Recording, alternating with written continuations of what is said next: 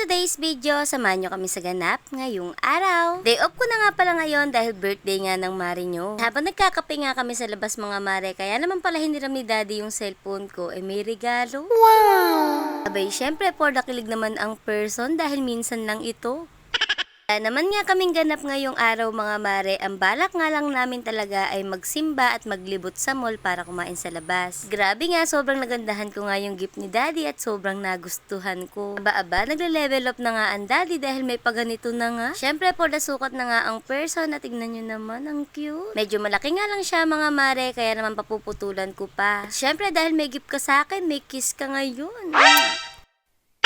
Katapos nga namin magkape at kumain na tanghalian mga mare, eto nga gumayak na ako. Pero syempre mga mare, nauna ko nang igiyak dyan yung mga bata. Pagkagayak nga namin, umalis na nga rin kami para nga sulit ang libot. Pero bago nga ang lahat mga mare, sabi ko nga kay daddy ay magsimba na nga muna kami. After nga ng ilang minutong biyahe mga mare, nakarating na nga kami dito sa simbahan. Sobrang excited nga rin magsimba yung mga batang to dahil matagal-tagal na nga rin kaming hindi nakakapagsimba. Wala naman nga ganon tao dito sa simbahan mga mare, kaya nga sabi ni daddy doon na nga lang doon kami sa harap maupo. Sobrang dami ko nga gustong ipagpasalamat sa Panginoon mga mare. Siyempre mga mare, una sa lahat, itong panibagong taon na naman ng buhay ko na binigay niya. After nga namin manalangin dyan mga mare, nagpunta naman nga kami dito sa may Maraing Puon. Nagpray lang ng mga ilang oras mga mare at after nga nun, lumabas na nga rin kami. Dumaan nga lang din ako dito sa aking trabaho at nagdala nga lang akong 2 box na pizza. Sorry guys kung yan lang nakayanan ng mawi nyo. Hayaan nyo sa susunod pag nakasahod na ang mawi nyo sa vlog, lahat na kayo makakatikim ng pizza. After ko nga dumaan doon sa trabaho ko mga mare, dumiretso na nga rin kami dito sa Jollibee dahil gutom na nga ang mga person. Tawa nga ako ng tawa dyan at tignan nyo naman si Calvo, nakanganga sa pinag-uusapan ng dadit kuya niya.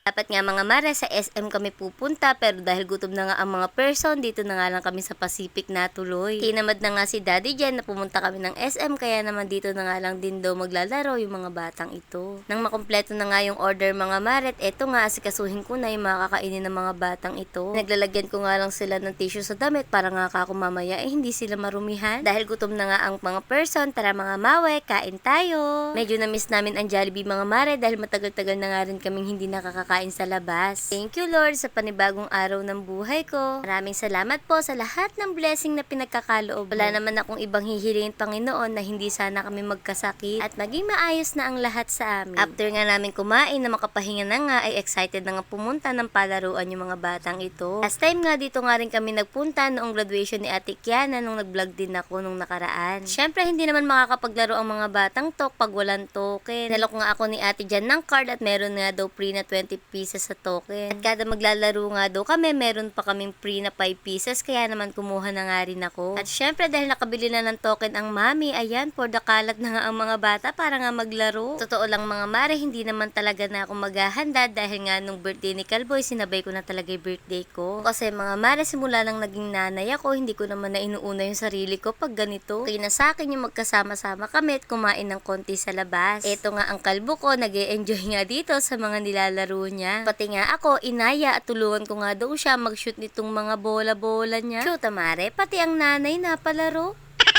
At ito namang si kuya at ate, busy naman nga dito sa pagpapiano. At ako naman nga dito ako nag-focus sa may nakukuhang candy at ang dami nga naming nakuha dyan mga mare. After nga namin maglaro sa Words of Fun mga mare, nakakita nga yung mga batang ito ng ganitong laruan. Kaya naman ayan, nag-request. Nagbigyan na nga namin mga mare at hindi naman nga din kamahalan. At habang naglalaro nga yung mga batang ito, nakita nga namin ni daddy na merong massage therapy dito na machine nga yung gamit. Dahil 30 minutes nga ang mga bata doon sa laruan nila, kami naman ni daddy ay 15 minutes dito uupo. This time ko nga lang din dito mga mare at sobrang sarap din para sa pakiramdam. Habang nagre-relax nga kami dito ni daddy, itong mga bata naman ay enjoy na enjoy dito. Ano naman tayo mga nanay mga mare, pag masaya ang anak, mas masaya tayo. Kaya hanggat kaya nating ibigay sa mga bata, ay ibigay natin. Dahil minsan nga lang sila maging bata. Natapos na nga yung massage namin ni daddy mga mare, kaya naman habang naglalaro pa nga sila, andito lang kami ni daddy sa gilid at nag-iintay. After nga namin dito mga mare, pupunta sana kami ng food court para manginain. Kaso nga lang may palaruan pa rin pala dito, kaya naman hindi na naman kami nakaligtas sa mga batang to. At ayan, happy na naman nga sila at makakapaglaro na naman. Ba, sulit ang araw.